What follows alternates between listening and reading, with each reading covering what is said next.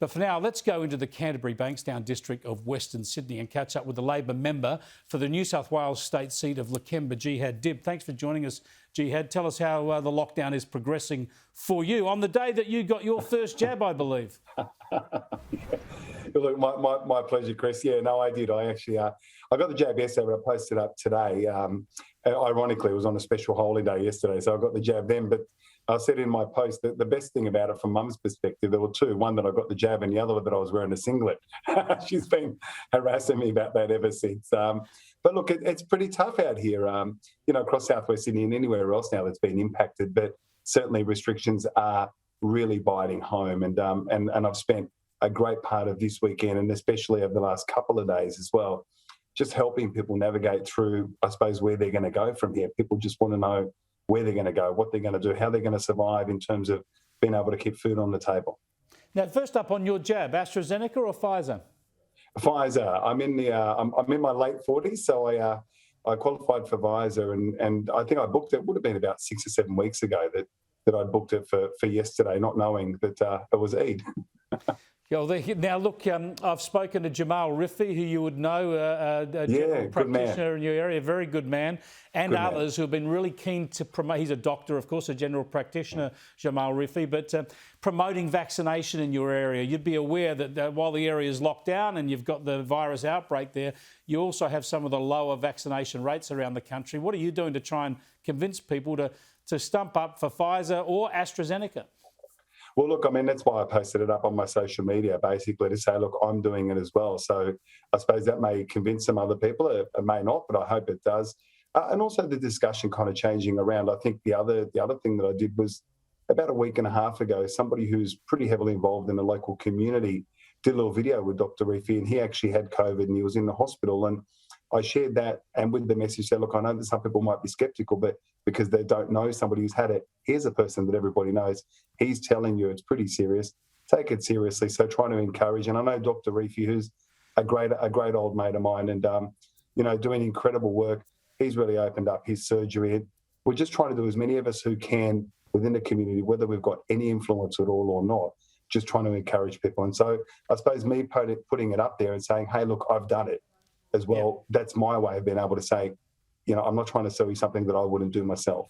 Now, tell me about Eid. You mentioned Eid. Normally, this would be a time in your area where there's an enormous number of public gatherings of families visiting other families to celebrate the end of Ramadan.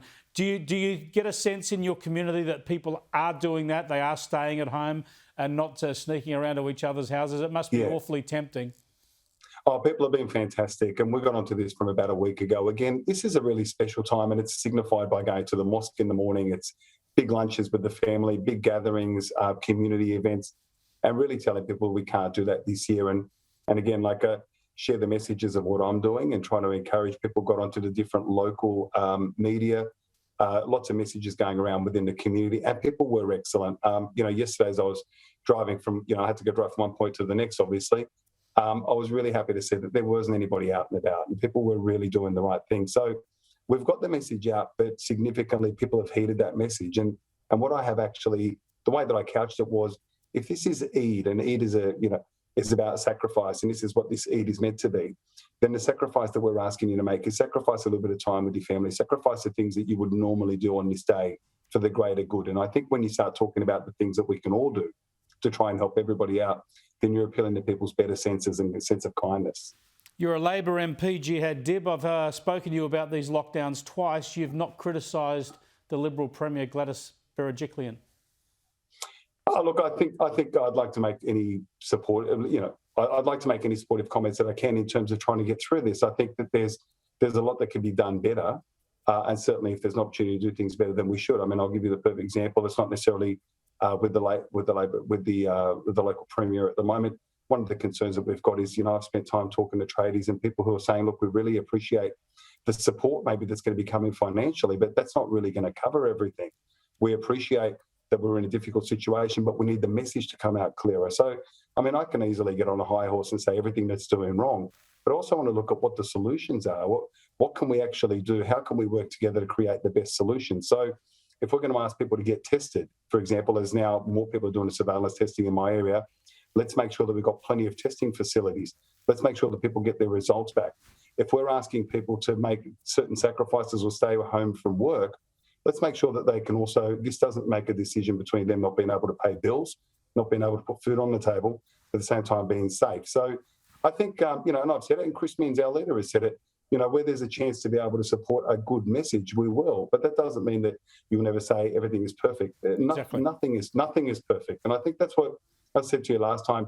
People don't want to see this hyper-partisanship at the moment. What people want to see is, what are the local MPs doing to try and help them out? How are we working together to try and help them out? So if I can make a practical suggestion like I did with language things, it wasn't because the message wasn't there. It was look, we want the message to get through really clearly. So let's start looking at doing it in different languages. Let's simplify it. Let's put on more staff on Service New South Wales so that when people ring up, they can answer it. Let's make sure that there's communication. That's the way that I've always approached not only politics, but life in general. We actually achieve a lot more when we work together. Well said. Now, no one gets a free pass, but we do our best that we can. Well said, Jihad. Yeah. I appreciate it. Thanks for joining us. Thanks, mate. Thanks, Chris. Have a good one, and to your viewers as well. Everyone stay safe, and thanks, mate, for putting out good messages out there. We will get there together. Cheers. Jihad Dib there, the Labor member for Lakemba, doing what all politicians should be doing. Look for solutions here. We're all in this together.